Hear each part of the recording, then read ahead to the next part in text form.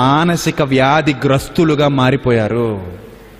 దయ్యం పట్టిందని ఎవరైనా ఊగిపోతున్నారంటే వాళ్ళకి మానసిక వ్యాధితో బాధపడుతున్నారు. వాళ్ళని హాస్పిటల్కి తీసుకెళ్ళండి. వేపరొట్టలతో కొట్టేస్తే ఇంకా వ్యాధి ఎక్కువైపోతే తప్ప వాడేం బాగుపడ్డు. అర్థమవుతుందా?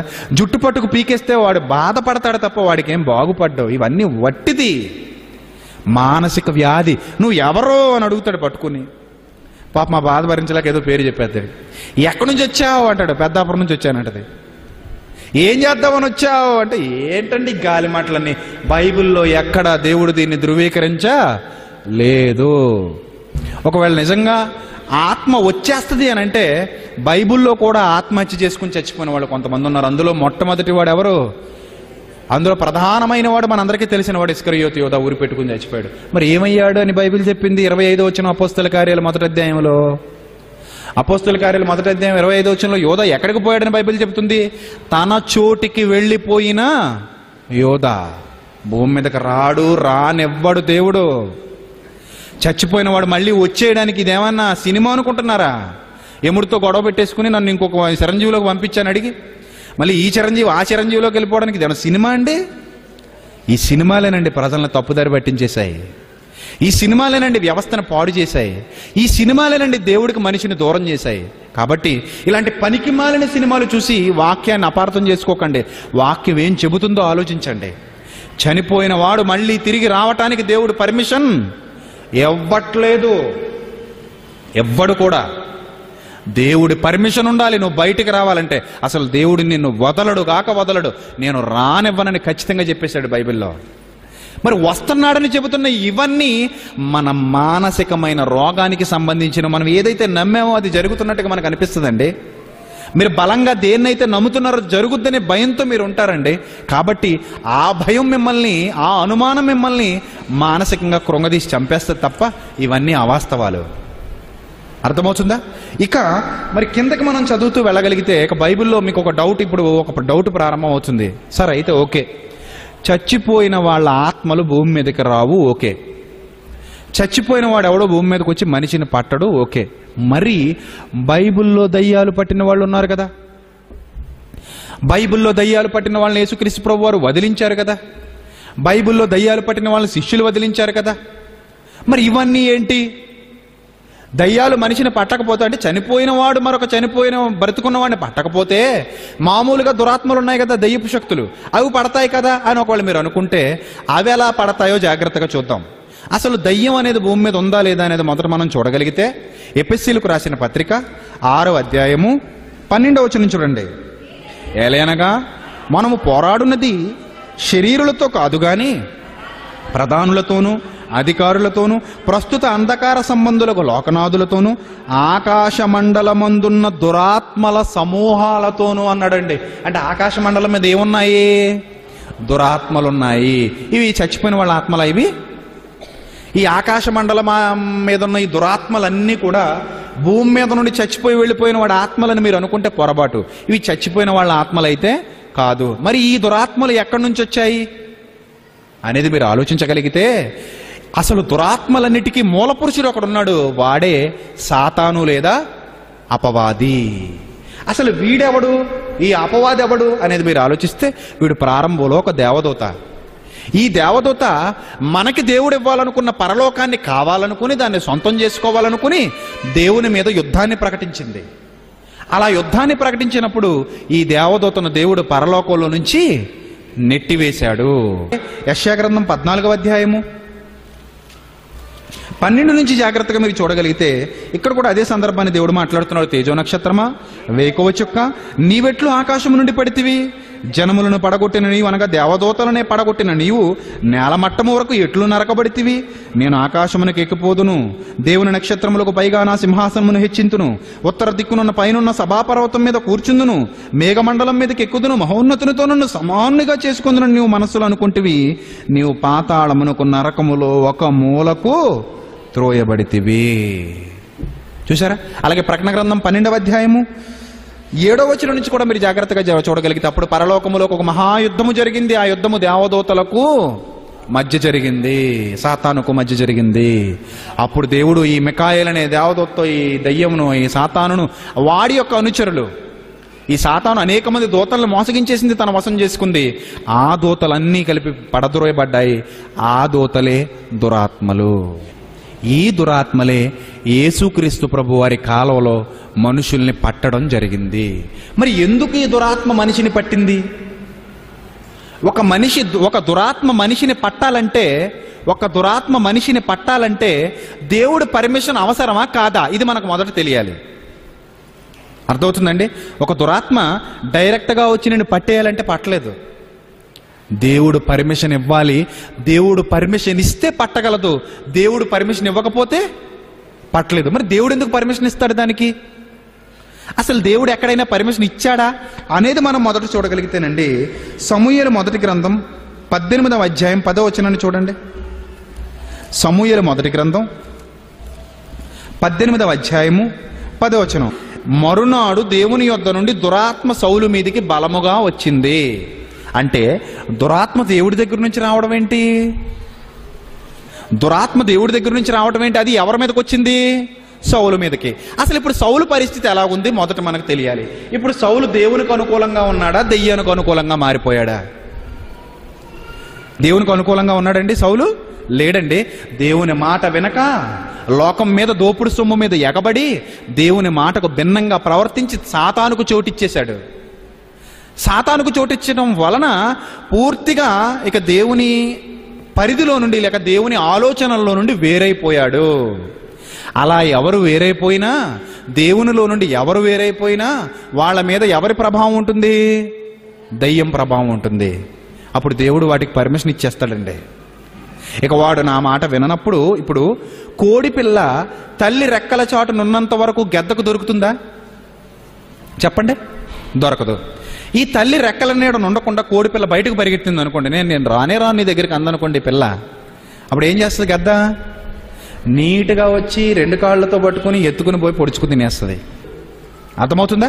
ఇప్పుడు సౌలును దురాత్మ పట్టింది అంటే దేవుడు పర్మిషన్ ఇచ్చేశాడు. పో, ఇక ఆ సౌలు నా మాట వినేలా లేడు. ఆ సౌలు నా కోసం బ్రతకటం లేదు.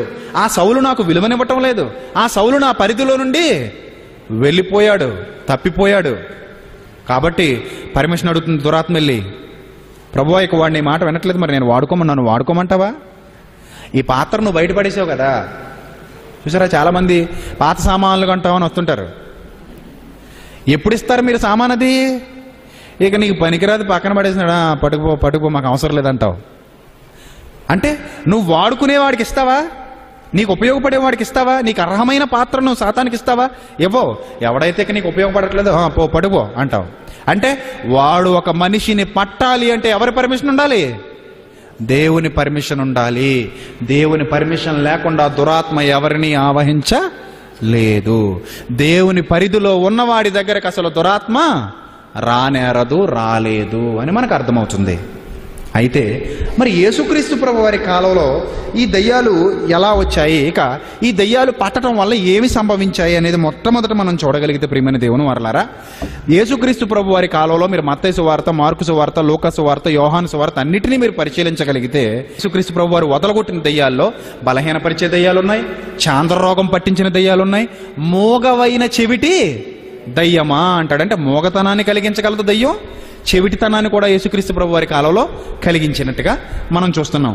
అలాగే మరొక సందర్భాన్ని చూడగలిగితే యోబుకు అదే దయ్యం ఏం చేసింది? ఒంటి నిండా కురుపులు కలిగించింది. దేవుడి దగ్గర పర్మిషన్ అడిగింది, దేవుడు పర్మిషన్ ఇచ్చాక యోబును పట్టగలిగింది. దేవుడు పర్మిషన్ ఇవ్వకపోతే యోబును పట్టగలదా? పట్టలేదు. దేవుడు ఏమంటుందో తెలుసు, దేవుడి దగ్గరికి వెళ్ళి నీవు అతని చుట్టూ కంచె వేసి ఉన్నావు, ఆ కంచె తీసేయి, అప్పుడు నేను పడతానంది. అప్పుడు దేవుడు పర్మిషన్ ఇచ్చాడు, వెళ్ళు, నువ్వు పట్టిన నా కుమారుడి యథార్థతను విడువడు అనగానే యోబును పడితే యోబుకు ఒంటి నిండా ఏమొచ్చాయి? కురుపులు వచ్చాయి. ఇక యేసుక్రీస్తు ప్రభు వారి కాలంలో చూస్తే బలహీనపరిచింది. 18 సంవత్సరాల నుంచి నడువు వంగిపోయినట్లుగా చేసింది ఒక ఆమెకి. ఎన్ని సంవత్సరాలట? 18 సంవత్సరాలు. బలహీనపరిచిన దయ్యం, మోగవైన చెవిటి దయ్యం, పక్షవాయువు కలిగించిన దయ్యం, రోగాలు కలిగించేవి, ఇవన్నీ ప్రారంభ శతాబ్దంలో ఉన్నటువంటి దురాత్మలు. మరి ఈ దురాత్మలన్నిటికీ దేవుడు అవకాశం ఇస్తేనే వచ్చాయా? దేవుడు అవకాశం ఇచ్చాడా? ఇచ్చాడు. అసలు ఎందుకు ఇచ్చాడండి దేవుడు ఈ దురాత్మల మనుషుల్ని పట్టడానికి యేసుక్రీస్తు ప్రభు వారి కాలంలో, అపోస్తలుల కాలంలో? ఈరోజు ఎవరైనా దెయ్యం పట్టి నడుము వంగిపోయిందంటే 18 సంవత్సరాలు కానీ రోగం కలిగించిందండి ఎవరైనా చెప్పగలరా? ఇప్పుడు చెప్పలేరు. దెయ్యం పట్టి ఉంచేసిందండి నడుమని ఎవరైనా చెప్పగలరా? చెప్పలేరు.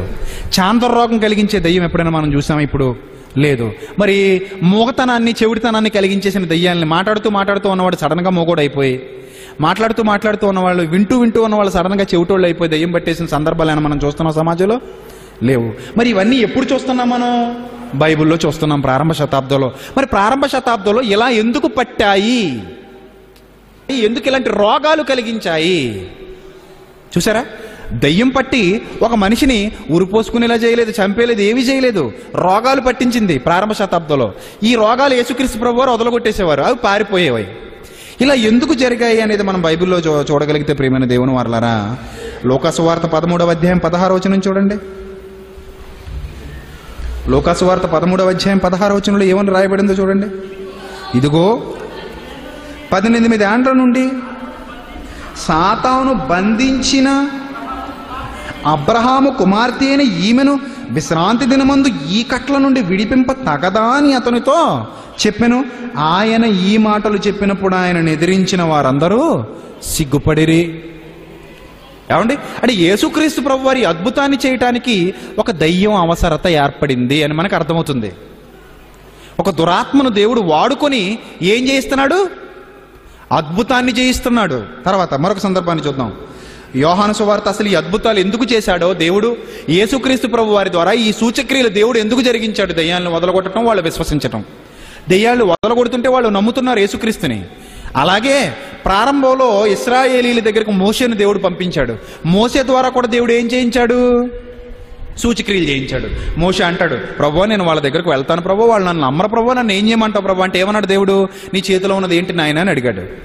ఏంటి నీ చేతిలో ఉన్నది? కర్ర. ఆ కర్ర తీసుకెళ్లి ఇశ్రాయేలీల దగ్గర ఏం చేయమన్నాడు? పడేసిన తర్వాత ఏమవుతుందన్నాడు? అది పాము అవుతుంది. తర్వాత నువ్వేం చేయాలి? తోక పట్టుకోగానే ఏమైపోతుంది? మళ్ళీ కర్ర అయిపోతుంది.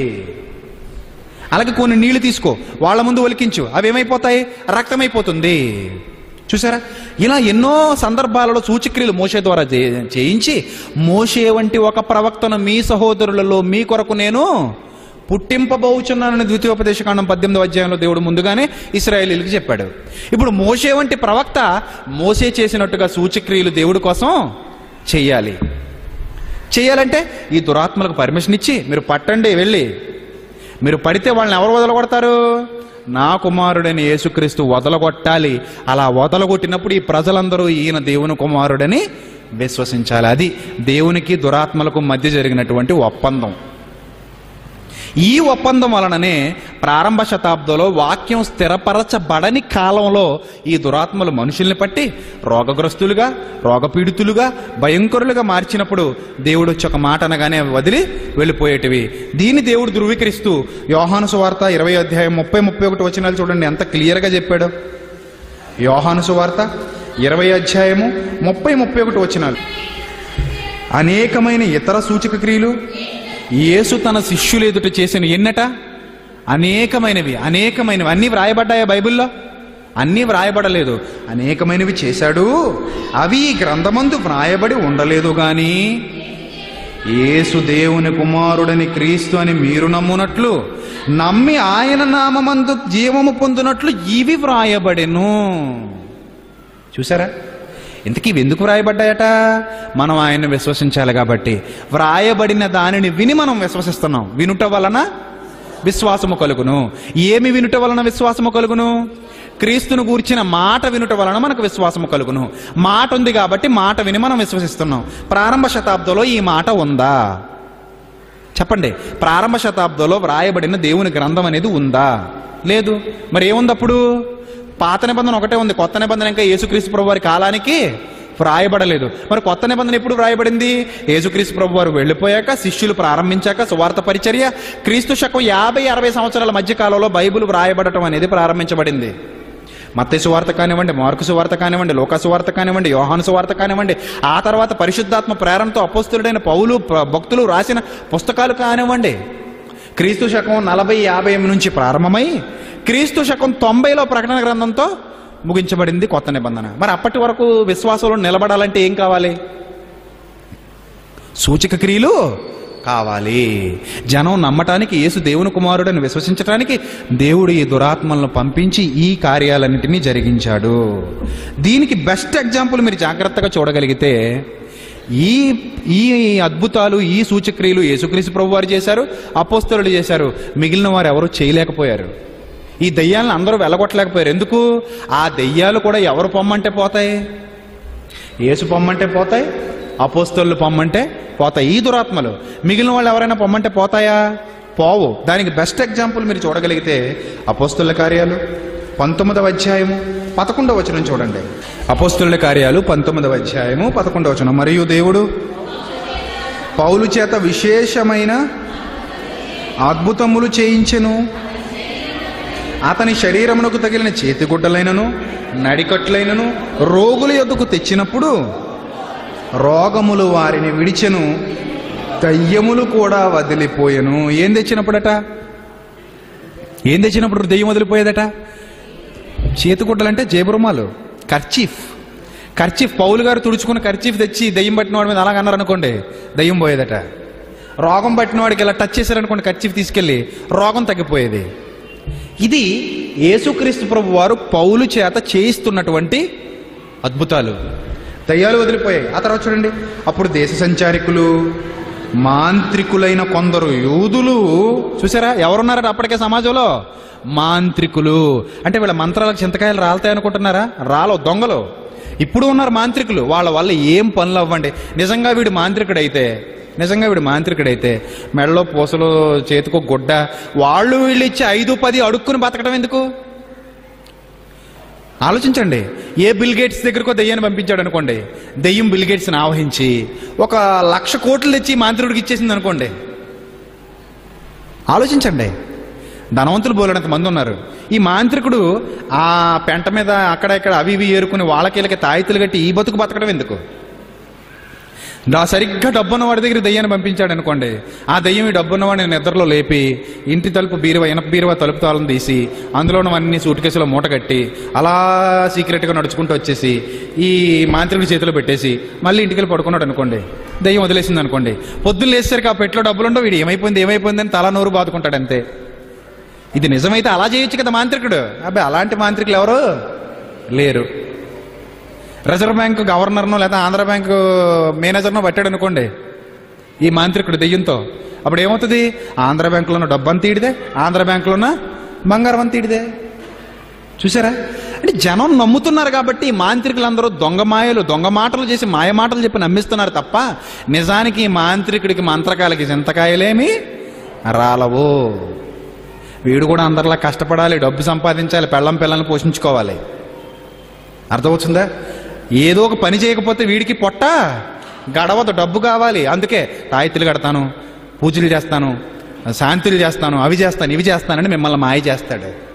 అప్పుడు కూడా ఈ పౌలు గారు ఈ కార్యక్రమాలు చేస్తుంటే మంత్రాలు అనుకున్నారట, ఇతను వచ్చి ఏదో యేసు నామం అంటున్నాడు, దయ్యాలు పోతున్నాయి అని. వీళ్ళు ఏం చేశారట చూడండి. కొందరు మాంత్రికులైన కొందరు యూదులు పౌలు ప్రకటించు యేసు తోడు మిమ్మును ఉచ్చాటన అనగా మంత్రించుట చేయుచున్నామని మాట చెప్పి దయ్యములు పట్టిన వారిని ప్రభువైన యేసునామమును ఉచ్చరించుటకు పూనుకొనిరి. ఏమండి, ఇక్కడ నాదొక ప్రశ్న. నిజంగా మంత్రాలు వీళ్ళ దగ్గర ఉంటే వీళ్ళ మంత్రాలతో దయ్యాలు పోగొట్టేయచ్చు కదా. మరి ఏమంటున్నారు మళ్ళీ ఇక్కడికి వచ్చి వీళ్ళు అనుకున్నారు, ఇన్నాళ్ళు మనం ఏదో మంత్రాలు ప్రయోగించాం, ఇవన్నీ వాస్తవాలు కదా, ఇవన్నీ అబద్ధాలు. కానీ ఇదిగో నిజంగా దెయ్యం పట్టడం ఇప్పుడు మనం చూస్తున్నాం. ఏ మాట వల్ల ఈ దెయ్యం పోతుందట? యేసునామం అంటే పోతుందట. వీడు ఎన్ని మంత్రాలు వల్లించినా పోవట్లేదు. అప్పుడు వీడు కూడా ఈ మంత్రాలు పక్కన పెట్టి ఏం వల్లించడం ప్రారంభించాడు? యేసునామం అంటాం ప్రారంభించాడు. అప్పుడు దెయ్యం ఇంకెంత తెలివైంది చూడండి. దెయ్యం ఏమంటున్నారు చూడండి. అప్పుడు చూడండి, యూదుడైన 14వ వచనం, యూదుడైన స్కెవయను ఒక ప్రధాన యాజకుని కుమారులు 7 అలా చేస్తున్నారట. ఎంతమంది? 7. అందుకు ఆ దెయ్యం అంటుందట, ఒరే నాకు యేసుక్రీస్తు తెలుసు, పౌలు తెలుసు, మీరు ఎవర్రా అని అడిగిందట. బాగా వినాలి.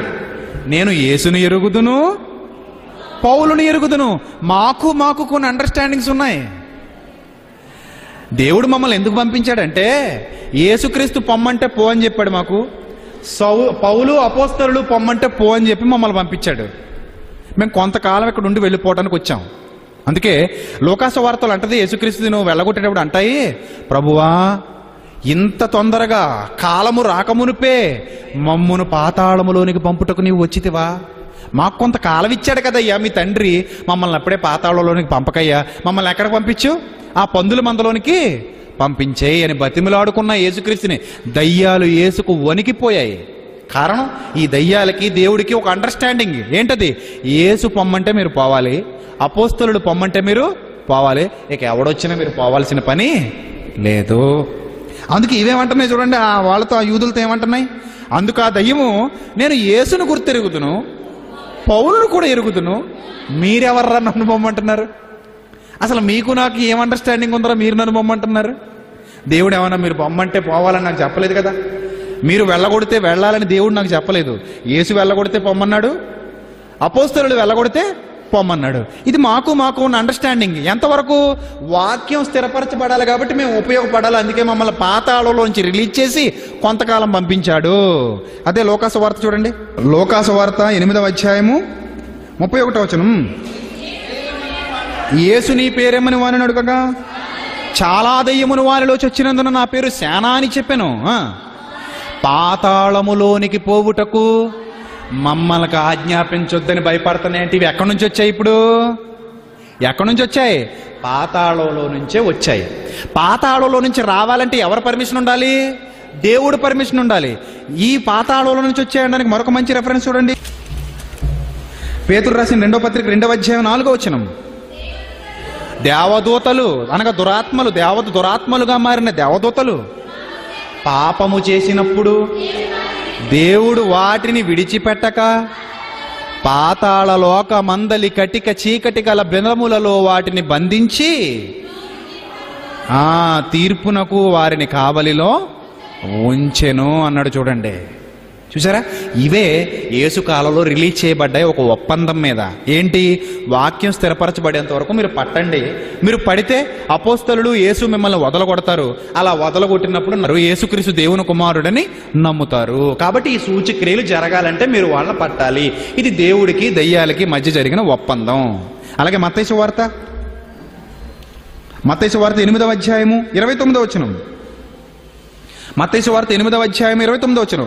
వారు, ఇదిగో దేవుని కుమారుడా, నీతో మాకేంటయ్యా బాబు, మీ నాన్నగారు పంపించారు మేము వచ్చాం, మీ తండ్రి పంపించాడు మేము వచ్చాం, మాకు కొంతకాలం ఇచ్చాడు, వాక్యం స్థిరపరచబడేంత వరకు మీరు మనుషుల్ని పట్టాలి, నా కుమారుడు అపోస్తలుడు మిమ్మల్ని వెళ్ళగొట్టాలి, ఈ సూచక్రియలు చూసి జనం నన్ను నమ్మాలి. ఇది కొంతకాలం, ఇది వాక్యం లేని కాలం, సూచక క్రియలు జరుగుతున్న కాలం.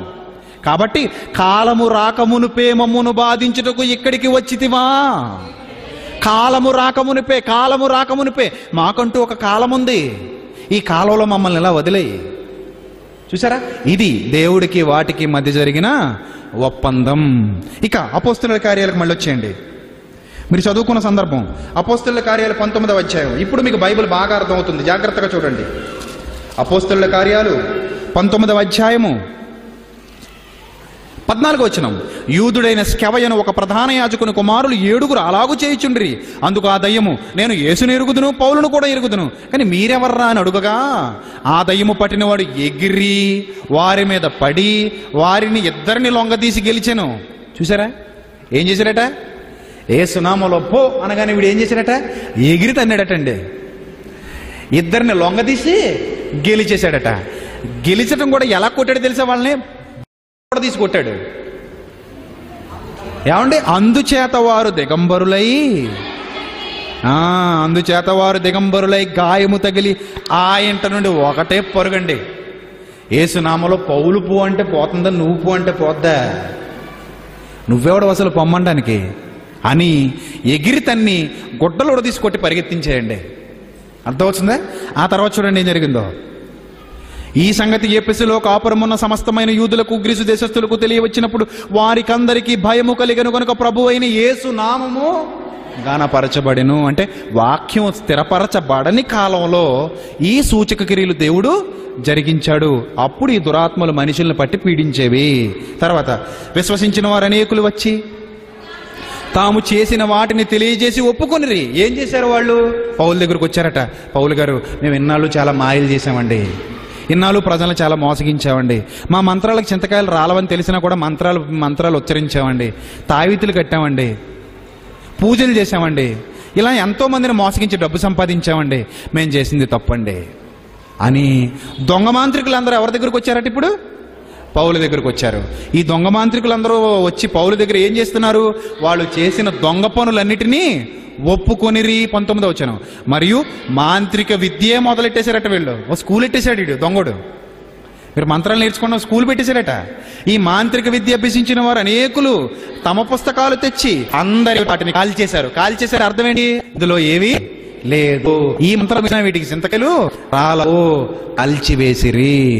కాల్చివేసి ఏం చేశారు? 6 లెక్క చూడగా 50,000 రూపాయలు. ఇంత ప్రభావము ప్రభు వాక్యము ప్రబలమై వ్యాపించి. చెప్పండి, ఆ మంత్రాలందరినీ మార్చాలంటే, వాళ్ళు చేస్తున్న మోసం పడాలంటే, అప్పటి వరకు దయ్యం లేదు కానీ వీళ్ళు దయ్యాన్ని వెళ్ళగొడుతున్నారు. అప్పటి వరకు ఏ ప్రాబ్లము లేదు కానీ వీళ్ళు మంత్రాలు ఉచ్చరిస్తున్నారు. కాబట్టి దేవుడు ఏం చేశాడంటే, దయ్యాలారా మీరు నిజంగా వెళ్ళండి. దెయ్యం లేదు కాబట్టి వీడు దెయ్యాన్ని నిలగొట్టేసేవాడు, జుట్టు పట్టుకుని ఊపేసేవాడు, వేపరొట్టతో కొట్టేసేవాడు. నిజంగా దెయ్యం వస్తే వీడు గొడ్లు ఉడదీసి పరిగెట్టించేస్తుంది. అసలు దెయ్యమే లేదు కాబట్టి జుట్టు పట్టుకుంటున్నాడు, కొడుతున్నాడు, తిడుతున్నాడు, ఏమైనా చేస్తున్నాడు. నిజంగా దెయ్యం వస్తే వీడేమవుతున్నాడు? పరుగెత్తి పారిపోతున్నాడు గాయాలతో. కాబట్టి అది చూసిన వెంటనే వీళ్ళకి మారు మనసు వచ్చిందండి. అయ్యో, ఇంతకాలం మనం చాలా తప్పు చేసాం, ప్రజల్ని మోసం చేసాం, మాయ చేసాం, మభ్య పెట్టాం. కాబట్టి ఇదిగో సత్యం ప్రకటింపబడింది. నిజమైన దెయ్యాలు వస్తే ఇదిగో యేసునామంలో వెళుతున్నాయి తప్ప మా మంత్రాలకు ఏమీ ఉపయోగం లేదని వాళ్ళు తెచ్చుకున్న ఆ మంత్రాల పుస్తకాలని తెచ్చి ఏం చేశారు? కాల్చేశారు. కాబట్టి ప్రియమైన దేవుని వారలారా, ఇవి ప్రారంభ శతాబ్దంలో జరిగినవి. మంత్రాలకు పనులు అవ్వవు అని యెషయా గ్రంథం 47వ అధ్యాయం 11వ వచనంలో దేవుడు ఏం చెబుతున్నాడు చూడండి. ఎంత క్లియర్గా చెబుతున్నాడు చూడండి. యెషయా గ్రంథం 47వ అధ్యాయం. ఒకవేళ ఎంత చెప్పినా మీరు నమ్మకపోతే, చేతబళ్ళు, చెల్లంగి, బాణామతి ఇవన్నీ ఉన్నాయండి బాబోయ్ అని ఒకవేళ మీరు అంటే, యెషయా గ్రంథం 47వ అధ్యాయం 11వ వచనంలో దేవుడు చెబుతున్న మాటను జాగ్రత్తగా చూడండి. కీడు నీ మీదికి వస్తే నీవు మంత్రించి దానిని పోగొట్ట జాలవు. చూసారా ఏమంటున్నాడు? మంత్రిస్తే అది పోదు, మంత్రాల వల్ల చింతకాయలు రాలవు. ఎంత క్లియర్గా చెబుతున్నాడు చూడండి. మంత్రాల వల్ల పనులు జరగవు. ఈ మాంత్రికుల్ని కానీ, చేతబడి చేసే వాళ్ళని కానీ, చెల్లంగనే వాళ్ళని కానీ ఎవరిని మీరు నమ్మకండి. వాళ్ళకి అసలు మీరు వాల్యూ కూడా ఇవ్వకండి. చాలామంది కొండోళ్ళని వస్తుంటారండి, నెత్తి మీద పిలకలు పెట్టుకుని, కొన్ని తగిలించుకుని, ఏవో మాటలు కొండదేవత అంటూ వస్తుంటారు. వాళ్ళని చూసి ఇంట్లో వాళ్ళు భయపడిపోయి బియ్యం అన్ని ఇచ్చేస్తుంటారు. ఎందుకంటే బాబులా దెయ్యాన్ని వదిలేస్తాడు మా మీదకని. ఏమండి, వాళ్ళ వల్ల ఏమీ జరగదండి. దున్నపోతులా ఉన్న పని చేసుకు బతకరా అని చెప్పండి. బియ్యం కూడా ఏకండాడు వస్తే. అర్థమవుతుందా? దున్నపోతులా ఉన్నావు, నీకు ఎందుకు వెయ్యాలరా బియ్యం, వెళ్ళి పని చేసుకుని బతకరా అని చెప్పండి. వాడు ఏమీ చేయలేడు మనల్ని, మీరు నమ్మకండి. వాడు తాయెత్తులు కట్టినా, నిమ్మకాయ ఏమన్నా పెట్టి పూజ చేశారనుకోండి, నిమ్మకాయ పిండుకుని, అసలు ఎండాకాలం కదా, పిండుకుని చక్కెర కలుపుకుని తాగండి హాయిగా, ఏం జరగదు. ఒకవేళ కొబ్బరికాయ ఏమైనా వేసాడు అనుకోండి, ముగ్గు పెట్టి ఆ కొబ్బరికాయ తెచ్చుకుని పగల కొడుకు చట్నీ చేసుకుని తినేయండి, ఏమవుతుంది. అర్థమవుతుందా? ఒకవేళ ఎండు మిరపకాయలు పెట్టాడు అనుకోండి, అవి తెచ్చుకుని పచ్చడి చేసుకుని తినేయండి, ఏం కాదండి. ఎవరిని నమ్మకండి. ఎవడు ఏమీ చేయలేడు. మన దగ్గర ఉన్న దేవుని వాక్యం అంత గొప్పది, అంత గొప్ప భరోసా మనకిస్తుంది. దేవుడు ఏమంటున్నాడు? కీడు నీ మీదికి వచ్చును, నీవు మంత్రించి దానిని పోగొట్టజాలవు. 12వ వచనం చూడండి. 12వ వచనం. నీ బాల్యము నుండి నీవు ప్రయాసపడి అభ్యసించిన నీ కర్ణ పిశాచ తంత్రములు, నీ విస్తారమైన శకునములు చూపుటకు నిలువు. అడుగుతున్నాడు, ఛాలెంజ్. దేవుడు చేస్తున్న ఛాలెంజ్ ఏమంటున్నాడు తెలుసండి? నీ కర్ణపిశాచ తంత్రాలు ఉన్నాయా? నీ విస్తారమైన శకునాలు ఉన్నాయా? ఏది చూపించు, ఏది చూపించడానికి నిలబడు నువ్వు. దేవుడు ఛాలెంజ్ చేస్తున్నాడండి. ఒకవేళ అవి నీకు ప్రయోజనం కలుగునేమో, ఒకవేళ నీవు మనుష్యులను బెదిరిస్తున్నావేమో, అవి చూపించి. నీ విస్తారమైన యోచనల వలన నీవు అలిసి ఉన్నావు. ఈ సమాజంలో ఉన్న జ్యోతిష్యం చెబుతాం, చేతులు చూపించండి, మీ నక్షత్రాన్ని బట్టి మీ జాతకం రాస్తాం, మేము సిద్ధాంతాలు చెబుతామన్న దొంగ జ్యోతిష్కులు కానీ, దొంగలైన జ్యోతిష్కులు కానీ, నక్షత్ర సూచకులు కానీ, మాసచర్య చెప్పి ల్యాప్టాప్ ముందు కూర్చుని పొద్దున్నే మాసచర్య చెప్పేవాళ్ళు తయారవుతున్నారు ఈ మధ్య టీవీల్లో. మీ బతుకు ఎలా ఉంటుంది, మీ రాశి వాళ్ళకి ఎలా ఉంటుంది, ఈ రాశి వాళ్ళకి ఎలా ఉంటుంది అని చెప్పి దొంగలందరూ మీ మీదికి వచ్చినవి రాకుండా తప్పించి నిన్ను రక్షించుదురేమో ఆలోచించుకునము. ఏమండి, దేవుడు ఇంత ధైర్యంగా మనకు చెబుతున్నప్పుడు మనం ఎందుకు నమ్మాలి? వీళ్ళెవరి వల్ల ఏమీ జరగదని మనకు దేవుడు అభయం ఇస్తున్నప్పుడు మనం ఎందుకు నమ్మాలి? చేతబడులు లేవు, చిల్లంగి లేదు, బాణామతి లేదు, ఏదీ లేదు. నీ వెంట్రుక ఒకటి అడుగుతున్నాడా? 10 ఏం చేయలేడాడు. ఒక వెంట్రుక 10 ఎంట్రుకలు తీసివ్వండి, ఏమీ చేయలేడండి. ఒక్కవేళ ఎవరైనా చేపడి పెడతానంటే నేను ఇస్తానండి, 10 ఎంట్రుకలు ఇస్తాను, పెట్టమనండి చూద్దాం, నా ఆస్తి మొత్తం వాళ్ళకి రాసి ఇచ్చేస్తాను. ఎవడైనా పెడతాడేమో, పెట్టమనండి. ఇప్పుడు నా జాతకం చెప్తాను, నీ భవిష్యత్తు చెప్తానని ఎవడైనా నా చేయి చూసి చెప్తాడేమో, చెప్పమనండి. రేపేమి జరుగునో నీకు తెలియదు. నువ్వు జ్యోతిష్కుడు అయినా సరే, ఎంత గొప్పవాడమైనా సరే, ల్యాప్టాప్ ముందు పెట్టుకుని రుద్రాక్షలు పెట్టించి ఏవైనా ప్రజలను మోసగించి ఎవరైనా సరే, రేపేమి జరుగునో నీకు తెలియదు. రేపు సంభవిస్తుందో దేవుడు చెప్పాలి, ఏది జరిగిన దేవుడే చెప్పాలి. కాబట్టి ఇప్పుడు దయ్యాలు పట్టి పీడించావు, దయ్యం ఇప్పుడు మనిషిని ఏం చేస్తుంది? 1 పేతురు 5:8 మీరోది అపవాది ఎవరిని మింగుతున్నా అని గర్జించి సింహంవలె వెతకుచు తిరుగులాడుచున్నాడు. ఏం చేస్తాడు తెలుసా? దెయ్యం ఇప్పుడు నీలో దుష్ట ఆలోచనలు పుట్టించి దేవుడికి దూరం చేస్తాడు. మనిషి చెడిపోతున్నట్టే వాడిలో ఒక దుష్ట ఆలోచన ప్రేరేపణ కలిగింది. ఆ ప్రేరేపణ ఎవరు పుట్టించారు? దయ్యం. యోహాను సువార్త 13వ అధ్యాయము, యోహాను సువార్త 13వ అధ్యాయం 2వ వచనం చూడండి. వారు భోజనం చేయుచుండగా ఆయనను అప్పగింపవలెనని సీమోను కుమారుడుకు ఇస్కరియోతు యూదా హృదయం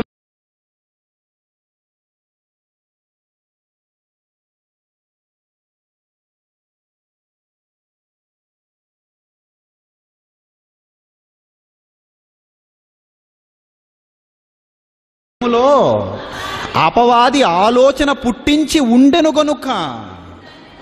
చూసారా, ఇస్కరియోతుకి యేసుక్రీస్తుని అప్పగించాలనే ఆలోచన ఎవరు పుట్టించారు?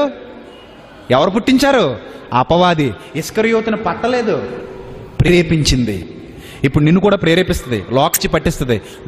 డబ్బు సంపాదించుకో, ఎక్కడికో వెళ్ళిపో, దేవుని వరి అంటది. దేవుడి కోసం బ్రతక్కో, లోకంలో కలిసిపో అంటది. దేవుడి కోసం శరీరాన్ని ఇవ్వకు, లోకంలో కలిసి బాగా తాగు, బాగా తిను, బాగా సంపాదించు, బాగా అనుభవించు, లోకంలోని నీచమైన కార్యక్రమాలన్నీ చెయ్యి అని నిన్ను ప్రేరేపించి లోకానికి లొంగిపోయేలా చేస్తుంది. శరీరాశను, నేత్రాశను, జీవపడంబాన్ని నీకు పరిచయం చేస్తుంది. నీ మనోనేత్రాలు మూసేస్తుంది, నీ దేవుడికి దూరం చేస్తుంది. ఇది దయ్యం చేసే పని. కాబట్టి ఆకాశ మండలమందున్న దురాత్మల సమూహాలు ఇప్పుడు మీ చుట్టూ ఉంటాయి, వెత్తబడిన వాక్యాన్ని ఎత్తుకుపోవడానికి. ఈ వాక్యం ఎత్తుకుపోద్ది, ఆ చెత్త సినిమా అంతా నీ హృదయంలోకి ఎక్కించేస్తుంది. లోకం చెత్త అంతా నీ హృదయంలోకి ఎక్కించేస్తుంది, వాక్యాన్ని మాత్రం బయటికి తీసుకెళ్ళిపోద్ది. కథలు చదవమంటది, నవలు చదవమంటది, శమం పుస్తకాలు చదవమంటది, అన్ని చదవమంటది, కానీ బైబిల్ చదవద్దంటది. ఎక్కడికైనా వెళ్ళమంటది, కానీ వాక్యానికి మాత్రం పెళ్లిళ్ళు అయితే వెళ్ళిపోమంటది, ఫంక్షన్లు అయితే వెళ్ళిపోమంటది, కీర్తాలకు వెళ్ళిపోమంటది. ఏమండి, ఏమైనా మ్యాజిక్ షోలు పెడితే వెళ్ళిపోమంటది. ఏమండి, ఇలా ఏం పెట్టినా వెళ్ళిపోమంటది, వాక్యానికి మాత్రం వెళ్ళొద్దంటది. దేవుని కోసం బ్రతకు, దేవునికి ఇవ్వకో, లోకంలో ఎంతైనా ఖర్చు పెట్టుకో, సువార్త పని నిమిత్తం మాత్రం ₹1 కూడా ఖర్చు పెట్టుకో. చూసారా, ఇలా మనిషిని మాయ చేసి ప్రేరేపించి లోకపిచ్చి పట్టించి నిన్ను పరలోకానికి వెళ్ళనివ్వకుండా చేయటమే ఇప్పుడు దెయ్యం పని. ఇప్పుడు దెయ్యం పని ఏంటో తెలుసా? నిన్ను పరలోకానికి వెళ్ళనివ్వకుండా చేయాలి. కాబట్టి దెయ్యం నీ మధ్యనే ఉండి నిన్ను మోసగిస్తూ ఎక్కడుంటానని చూపించింది? మర్రి చెట్టు మీద ఉంటుందా? శ్మశానంలో ఉంటుందా? అమావాస్య అర్ధరాత్రి వస్తుందా? జుట్టు ఎర్రబోసుకుని వస్తుందా? తెల్ల చీర కట్టుకుని వస్తుందా? చచ్చిపోయిన వాళ్ళు దయ్యాలుగా మారి వచ్చేస్తారా? ఎంత మాయ చేసింది చూసారా మనిషిని ఎంత మాయ చేసింది చూసారా? ప్రియమైన దేవుని వారలారా, దేవుని వాక్యాన్ని మాత్రం నమ్మండి, ఇక దేన్ని నమ్మకండి. ఈ రోజుల్లో ఎవరికైనా దయ్యం పట్టి కొట్టుకుంటున్నారంటే హాస్పిటల్కి తీసుకెళ్లి వైద్యం చేయించండి, అదొక వ్యాధి అండి. దయ్యం ఉంది, దయ్యం ఉంది, దయ్యం ఉంది, దయ్యం ఉందని నమ్మి వాళ్ళ మనస్సును అలా ప్రిపేర్ చేసేసుకున్నారు. అలా ప్రిపేర్ చేసేసుకుని వాళ్ళు అలా మారిపోయారు. కాబట్టి తీసుకెళ్లి వైద్యం చేయించండి, తగ్గిపోద్ది. మానసిక రోగం అది, అదొక మానసిక రుగ్మత. దానికి వైద్యంలో మందులు వచ్చాయి. ఇప్పుడు మందులు వేస్తే బాగుపడతారండి వాళ్ళు. అంతేగాని జుట్టు పట్టుకుని పీకేసి యేసునామంలో ఇప్పుడు కొట్టేసి తిట్టేస్తే వాళ్ళు బాగుపడరండి. అవి ఆ కాలంలో ఉన్న దురాత్మలు, ఇప్పుడు అవి లేవు. ఇప్పుడు మనుషుల్ని పట్టవు. ఎలా, ఏం చేస్తున్నాయి? ఇప్పుడు మనుషుల్ని ప్రేరేపిస్తున్నాయి. ఆకాశ మండలమందున్న దురాత్మల సమూహాలతో మనం ఏం చేస్తున్నాం అంటున్నాడు పౌలు? పోరాడుతున్నామంటున్నాడు పౌలు. ఏంటి మన పోరాటం ఇప్పుడు? దయ్యం నిన్ను తప్పు చేయమంటది, కానీ నువ్వు తప్పు చేయకూడదు. అలాంటి ప్రేరేపణ ఒకవేళ నీకు కలిగించిన అటువైపుకు నువ్వు వెళ్ళకూడదు. దేవుని వాక్యాన్ని గట్టిగా పట్టుకుని నిలబడాలి. వాక్యంలో ఉన్నది ఉన్నట్టుగా ఆలోచించి వాక్య ప్రకారంగా బ్రతకాలి, వాక్యానుసారంగా జీవించాలి. ఎన్ని ఆశలు నీకు చూపించినా, ఎన్ని ఎరలు వేసినా, లోకం మీద నీకు ఎంత వ్యామోహం పుట్టించినా పరలోకాన్ని గురిగా పెట్టుకుని పరలోకం వెళ్ళేంత వరకు నీ పరుగు ఆపకూడదు. కాబట్టి ప్రియమైన దేవుని వారలారా, మంత్రగాళ్ళు కానీ, చేతబడులు చేసేవాళ్ళు కానీ, నక్షత్రాలు చూసి ఏదో చెబుతాం, జాతకాలు రాస్తామని చెప్పేవాళ్ళు కానీ, జ్యోతిష్యం చెబుతామని వాళ్ళు కానీ, హస్త సాముద్రికం అని చేతులు చూసి చెప్తామని కానీ, వీళ్ళందరూ నెంబర్ 1 కేడీగాళ్ళని మీ అందరికీ ప్రభు పేరట ప్రకటిస్తున్నాను. వీళ్ళందరూ నెంబర్ 1 కేడీగాళ్ళు. ఎవరిని నమ్మకండి, డబ్బులు వృధా చేసుకోకండి. అర్థమవుతుందా? ఇప్పుడు మనం పరలోకానికి వెళ్ళటమే గురి. ఈ గురి యొద్దకే పరిగెత్తుతున్నానని పౌలు అంటున్నాడు. మీరు కూడా ఆ గురి యొద్దకే పరిగెత్తండి. సత్యాన్ని అర్థం చేసుకోగలిగే మంచి మనస్సు, ఈ వాక్యం అర్థమయ్యే మంచి జ్ఞానం దేవుడు మీకు అనుగ్రహించాలని కోరుకుంటూ నా మాటలు ముగిస్తున్నాను. ప్రార్థన చేసుకుందాం. దయగలిగిన మా కన్న తండ్రి, అజ్ఞానంలో అంధకారంలోనికి వెళ్ళిపోతున్నటువంటి ఈ సమాజానికి మీరు రాయించిన మాటలు పట్టుకుని బుద్ధి చెబుతున్నాను తండ్రి. జ్ఞానమును వివేకమును మీ పిల్లలకు అనుగ్రహించండి. మీ మాటలు అర్థం చేసుకోగలిగే భాగ్యాన్ని ప్రసాదించమని యేసుక్రీస్తు వారి మహోన్నతమైన నామం పేరిటి ప్రార్థన అడిగి వేడుకొనుచున్నాం పరమ తండ్రి. ఆమెన్. అందరికీ ఉన్నాను.